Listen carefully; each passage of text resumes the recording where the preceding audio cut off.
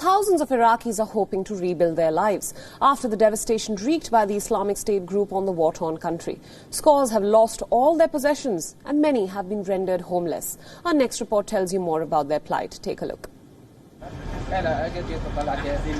This is Ahmad Hamid, and this pile of rubble was formerly his home.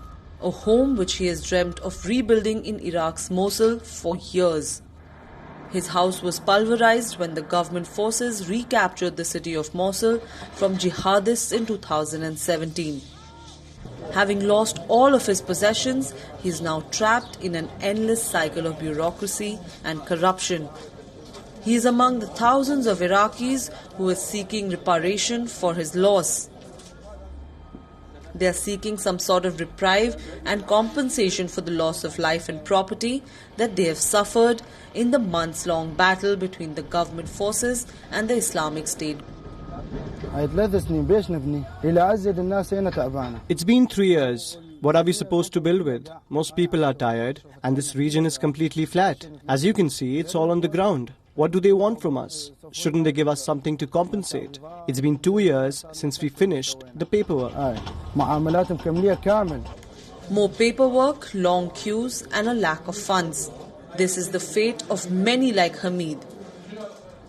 Hamid's destroyed home lies in Mosul's battered western half, where the Islamic State group made its final stand in the city. Now government inaction is frustrating those who have lost everything in war. This is Ali Alias.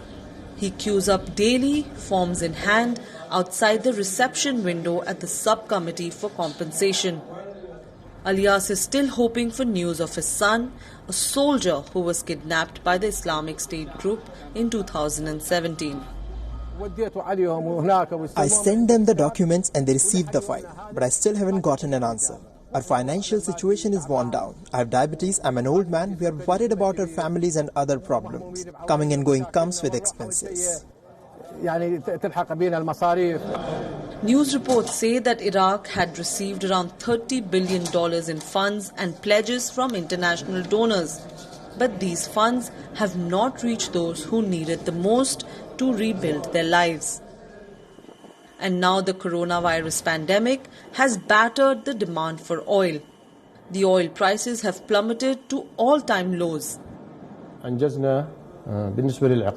Regarding plots of land, we have successfully processed 75% of the files. However, the payouts have been halted for the time being. About 2,500 or 2,400 people got compensation, more or less. The task of rebuilding homes and cities destroyed by the clash between government forces and the Islamic State group has been undertaken by the United Nations and other international bodies.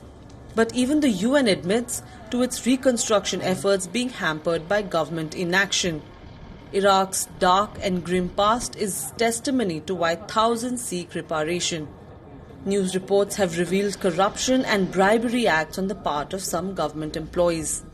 Poverty and a lack of funds mars progress in Iraq, as the government is now also facing a liquidity crisis.